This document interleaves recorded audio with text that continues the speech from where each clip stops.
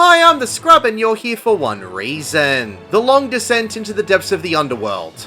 The Ethereal Sea. Ooh, I feel like I've put a lot of people in this place. I wonder who still hates me enough to try for round 2. Or better yet, who's dumb enough to try for round 2. I'm sure there's an existence of the underworld, and if there isn't, there probably should be at the end of all this. Time to learn about the Aitiascope. Simplified.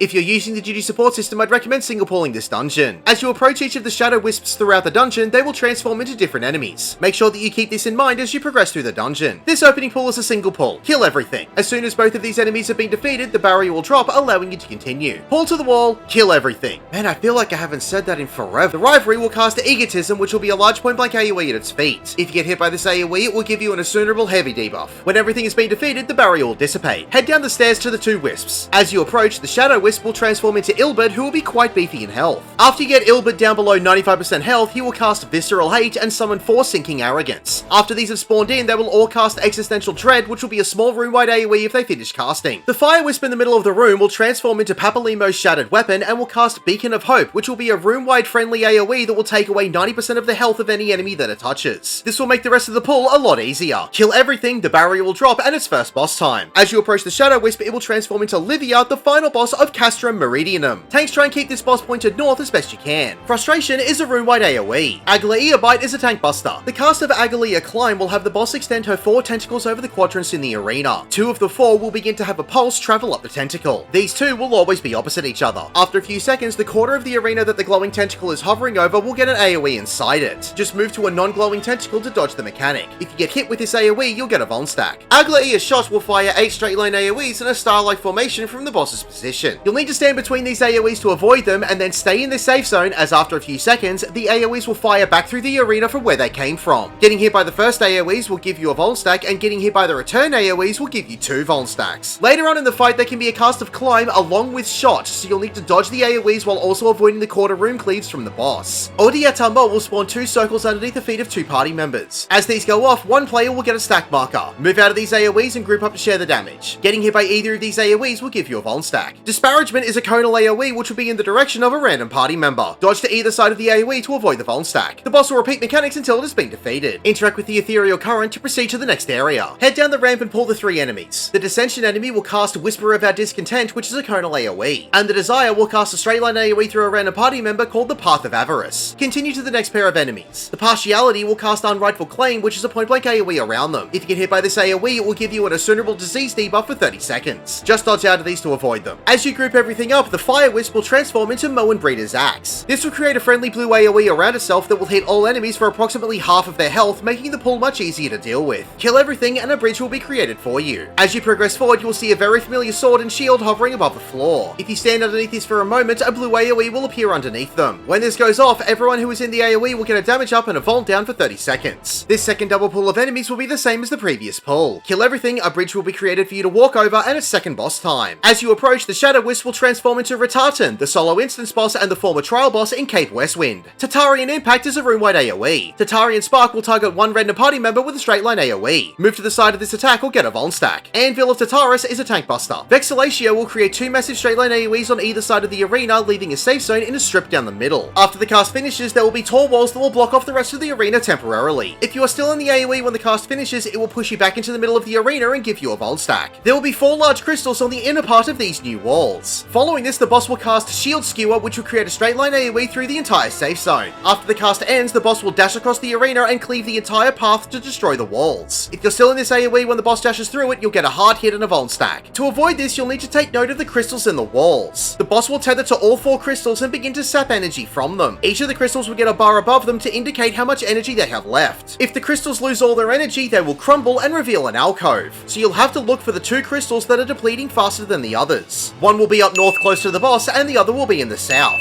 You can wait for them to crumble, create the safe spot, and move into it to avoid being hit by the dash. Shrapnel Shell will create 2 crosshairs on the ground that will split and move towards opposite corners. When they stop, they will multiply and fire all around where the crosshairs are located in their quadrant. You'll need to get to a part of the arena that doesn't have a crosshair moving towards it in order to dodge this. You'll get a Vol stack per AoE you are hit by. The second time the Vexillatio is cast, the boss will also cast Shrapnel Shell and create crosshairs that will move to eventually cover one wall, leaving the other side and subsequently only one crumbling crystal to be safe. You'll need to make sure which crystal is depleting faster on the safe side, and you might have to break away to the far crystal in order to get to the safe zone. From here, the boss will overlap and repeat mechanics until it has been defeated. Walk into the Wisp at the end of the path to be taken to the next area. Bridges will be created for you as you walk forward. Pull all of the enemies down the newly created bridges until you get to the 3 transforming Shadow Wisps at the end of the path. The Sinking Imperity will cast a mini tank buster called Unearned Advantage. Kill everything. I'm Infilia, cross the newly created bridges and pull everything to the end of the path. The final Shadow Wisp will transform into the Sinking Regret. Watch out for its conal AoE called Lost Opportunity, which will give you an Assunerable accuracy down debuff if you get hit by it. When everything has been defeated, you can cross the final bridge, and its final boss oh good, I was hoping to fight you again. Dark Forte is a tank buster. Thunderger Forte will spawn a proximity marker in the middle of the room. Players will need to get away from this to reduce the overall damage. After this goes off, the room will have 8 different sections with electricity moving up the AoE from the middle of the arena to the wall. 4 sections will have the electricity moving quickly, and 4 will be moving slowly in alternating AoEs. When the electricity reaches the wall, it will cause the AoE to go off and give you a Vol stack if you're still in it. You'll have to dodge between the fast and slow moving AoEs as best you can. Strophe will summon a circular disc on the ground. Following this will be the cast of Anti-Strophe, which will cause the disc to rise and point in a certain direction. This will have a straight line AoE through its position that will be the width of the circle. You will just need to get to the side of this raised circle in order to dodge the straight line AoE. Getting hit by this AoE will give you a Vol stack. Later on in the fight, 2 circles will appear instead of 1. You'll need to make sure that you move to the far sides of both circles if they rise in the same direction, or between where they rise if they're facing opposite directions. You won't know which way they will be facing until they start to rise, so be on your guard. Left or right Faraga Forte will cleave the left or right side of the arena depending on which one is cast. The trick to this is to get to the side of whichever way he is casting, as the cleave is from the position of aim on. So if he is casting left Faraga Forte, you can get to the left side of the arena and be totally okay, and if he is casting right Faraga Forte, you can move to the right side of the arena. Getting cleaved by this move will give you a Vol stack. In Truck, there is a room-wide AoE. Eruption Forte will place 2 AoEs underneath random players that will explode after a few seconds. Just get out of them to avoid them. The cast of Curtain Call will be a very slow cast that will be Amon's ultimate. After AoEs are placed at the feet of random players, which you'll need to avoid, Shiva will appear and spawn an ice crystal in the middle of the arena. If you're in the AoE when the ice crystal forms, it will push you out of it and make sure that you don't get hit by it. You'll need to position yourself to be behind the ice crystal as the cast of Curtain Call ends to dodge the ultimate attack from Amon, which will also destroy the crystal. If you aren't behind the ice crystal when the move goes off, it will instantly kill you. After the ultimate is over, Amon will repeat mechanics until he has been defeated. Congratulations, you have completed the Aitiascope.